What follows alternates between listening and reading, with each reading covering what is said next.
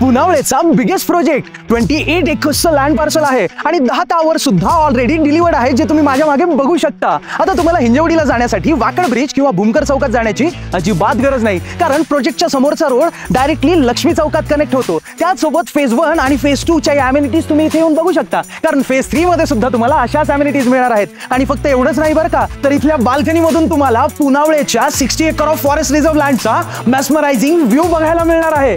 आणि हा किती जास्त सुंदर दिसतोय ना। या 2 BHK चा लिव्हिंग एरिया तर 19 बाय 12.5 असणार आहे। आणि ही आहे तुमची फर्स्ट बाल्कनी, ही आहे सेकंड बाल्कनी।